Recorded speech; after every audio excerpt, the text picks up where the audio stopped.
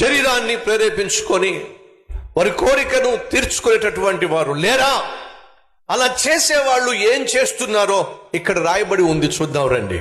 నీ సొంత కుండలోని నీళ్లు తాగో, నీ సొంత బావిలో ఉబ్బుకు జలము త్రాగో, నీ ఊటలు బయటకి చెదిరిపోదగునా?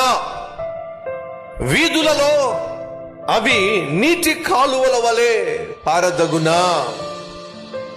నీ శరీరంలో ఉన్నటువంటి బలము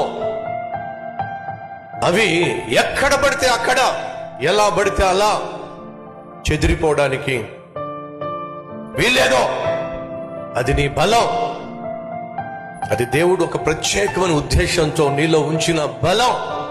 ఆ బలాన్ని ఎక్కడ పడితే అక్కడ, ఎలా పడితే అలా చెదరగొట్టేస్తే దేవుడు అంటున్నాడు, నాశనం అయిపోతావు, నేను ఖచ్చితంగా నిన్ను శిక్షిస్తాను. నీ ఊట దీవెన నొందును. ఎప్పుడు? నీ యవ్వన కాలపు భార్య యందు సంతోషించు. ఎక్కడ సంతోషించాలి?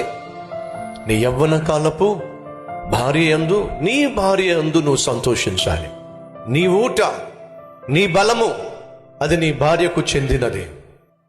అంతేగాని ఎక్కడ పడితే అక్కడ, ఎలా పడితే అలా నువ్వు కలుగున్న బలాన్ని వృధా చేయడానికి వీల్లేదో.